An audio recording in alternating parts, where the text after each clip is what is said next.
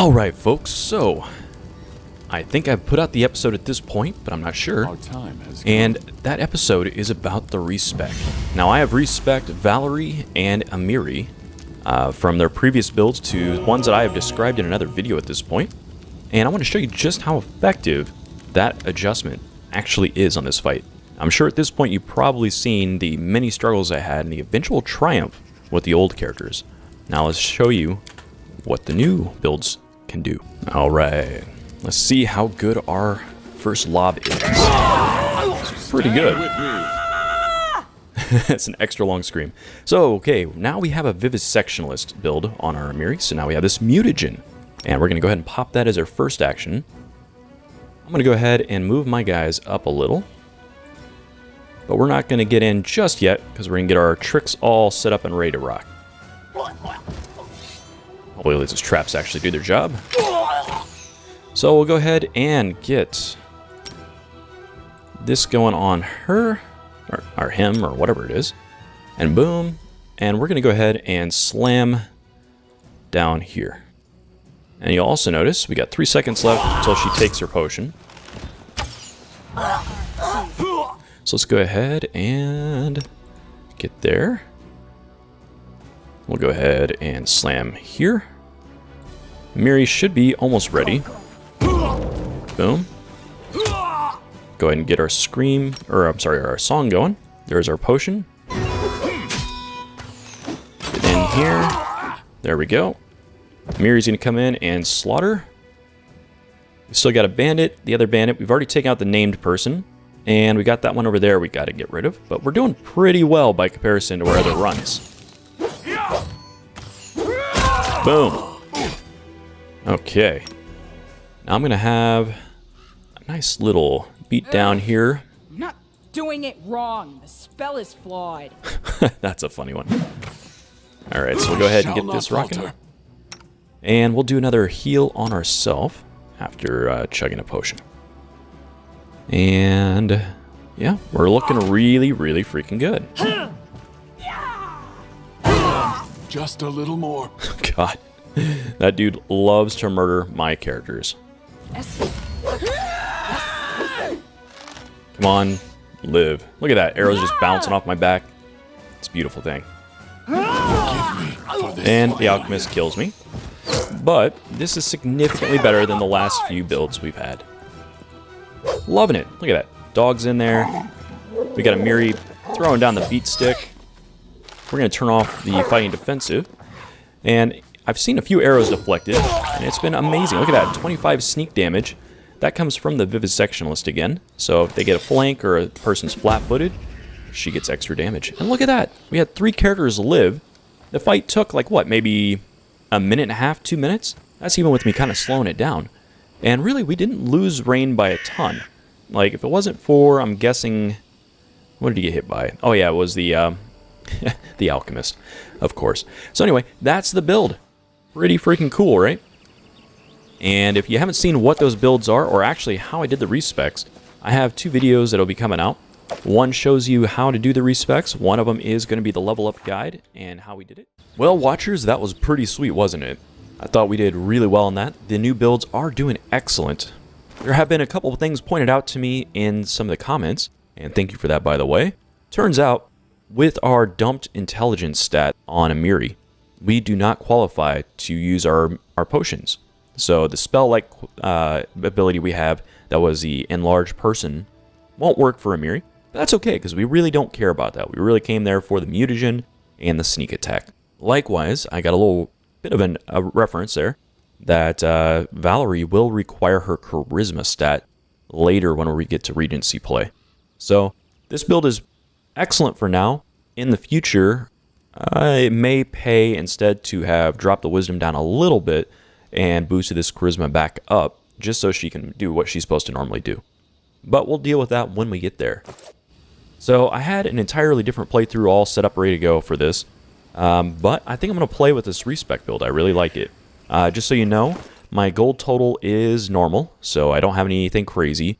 The characters are still using just their full plate, their regular weapons here. You see, I've just got the great sword, the normal stuff we had before, bandit mail. And yeah, of course, we're still on hard setting, even though it doesn't really feel as hard. And that's plenty cool with me. So we're going to go ahead and progress, and that probably means there is some story to be seen here. But before I get to that, real quick, I want to say thank you so much for those of you who came to our live stream Dungeons & Dragons 5th Ed game last night. We had a blast. We had a great time, a lot of active chat. And if you missed it, we're going to have that video up for you to watch here at this link that I'm putting on the screen right now. So, if you're interested in catching the next live stream, how would you do that? Well, next weekend on Saturday, we're going to be doing another live session. So if you missed, come on out. We'll love to see you there. So now that all that's out of the way, let's get on with the plot. And, oh, good old Bakken survived. Lovely. Oleg is breathing heavily, but he shakes his fist in the air menacingly. You rats got what you deserved. Now they'll know better than to treat honest people like cattle. And our Bakken here taught him a thing or two as well. Now, my lord, head up on to the guest rooms on the second floor. You deserve some rest after such a battle. I need to clean things up. Hey, and this is for your efforts. Now, don't offend me by trying to turn it down. Just take it. An honest fight deserves an honest reward. If that were more common practice in this world, I think life would be so much better. And I agree. Alright, what's Bakken have to say? We sure showed them what's what. Yes, you did. And you showed me what's what by blowing me up with some alchemist fire. Alright, so let's head inside. Ooh, we got lootables. Yeah, that's right, to save your life. Let's steal your potatoes. And your cheese. Let's see what Svetlana has to say. I'm glad it's all over, even if there was a fight. We'll talk tomorrow once I've finished working. Alright. Sounds like it is time to get some rest. Ooh, we got a chest. Ooh, it's locked apparently. Nice. Good job. Okay, so we got some lootables here. Some 60 gold worth. That's nice. And a scroll of bane. We'll take that. Definitely got more stuff to loot. Let's go over here. Stealing your books. Guide for travelers, hunters, and explorers of the river kingdoms. Monsters and beasts. Okay, so this is actually going to be useful information, it looks like. It's talking about 3 different types of creatures. We got will-o-wisp, werewolf, and primals. And it's talking about some of their resistances. So you're going to need certain weapons, certain characteristics, spells, and that sort of thing to take them on without dealing with damage reduction. Alright, what's in here? Potions, we got some silver rings, Raven Feeblement, that's a good spell. And I hear tale that this is actually storage that we can use. So I'm going to go ahead and take advantage of that. Put our ever-burning torches and stuff in here. Maybe lighten our load a little bit. We have a lot of stuff to sell. Ooh, Cloak of Resistance. I think that is quite excellent. We'll be putting that on somebody here. Now, conventional wisdom on this is to give it to whoever you think is going to be healing your characters and that you don't want to be crowd controlled. So, right now, looking at our saving throws, my main character's got a 9, 4, and a 5 here for Fortitude, Reflex, and Will. We got a Valerie here's got 6, 2, 2, so she's a little weak to the Will and the Reflex save. We got, of course, Lindsay with 3, 7, 4, and we got a Miri looking pretty solid at 7, 3, 3. Normally I would put it on Lindsay, but I think I'm going to put it on Valerie just so you can continuously have a frontliner that isn't affected by things. And look at that, that looks nice. A nice blue cloak kind of hanging off there. Beautiful. Alright, let's get in that bed. Get a well-deserved rest. You wake up from a nasty dream that tortured you almost all night long. In it you saw a wall of unnaturally thick fog that surrounded you, slowly moving closer and closer. A quick look out of the window, and you find out that the fog was not a figment of your imagination, not a dream. And then... Hear me. Please hear me. Can you hear me? Please. Well, this is interesting. Her voice is barely more than a whisper as she reaches towards you. Seems that only you can see her or hear the nymph. Okay, well, let's ask who she is. Who are you? Who am I? Just a tear shed by the land itself. The bitter sigh of nature. I am a nymph, the guardian of this area. A defeated guardian. Call me the guardian of the bloom, if you wish. The Guardian of the Bloom. Okay. I'm glad my adventure begins with such a beautiful sight. You know me, I'm always romancing the nymphs as I find them. Beauty is so tender. It can so easily be crushed under the blows of cruel fate. But you can save it from being undone. Oh, look at her, just making me feel nice and special. Okay, well, what do you want from me, okay? Aid, salvation. We have a common enemy, and long have I searched for someone who can defeat him.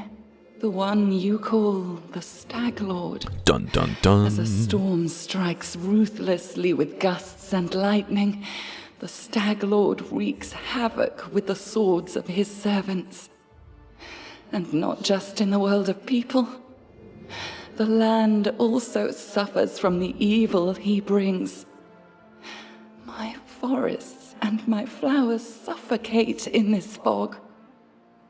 Soon even I will vanish, as the last ray of light fades at dusk. Ooh, well, we wouldn't want your flowers getting a little dusted up. Let's see, the Stag Lord is responsible for the fog? Yes, it hides his fortress as well as his dark deeds. But while responsible, he did not create this affliction. It is the work of a powerful druid who has betrayed even himself. I know not why the powers did not leave this renegade, but even I was unable to defeat him. Interesting. So it seems like our Stag Lord has a powerful buddy, and, you know, that's not great. Well, how can I help you? This fog, it enshrouds, entangles, suffocates. If only I could learn how it was created. But my powers wane. I have barely the strength to call out to you. All I know for certain is that somewhere in this forest lies an old house, and it echoes with the remnants of a strange power. The Stag Lord and his druid were there. The fog hides this place from me, but I can point you to the bandits' camp near the Thornford. Make them tell you where this place is. Go there and listen to the echo, catch the whispers, search for anything that can tell you how the fog was created. Once the fog clears, nature will breathe again, and you will be able to easily find your way to the fortress of our mutual enemy. Well, that's one hell of a clue right there. So, we got a place to go now. That's excellent. Thornford. Well, alright. I understand. Farewell. I don't believe in fate, stranger. But our meeting seems more than a coincidence. The nymph's whispers fades as she disappears. Well, I would say it's not a coincidence. You literally sought me out. But whatever, we'll go with it. Excellent. Okay, so we succeed in our quest to get some rest. That's my kind of quest. Alright, well, everyone apparently took off without me. Cool.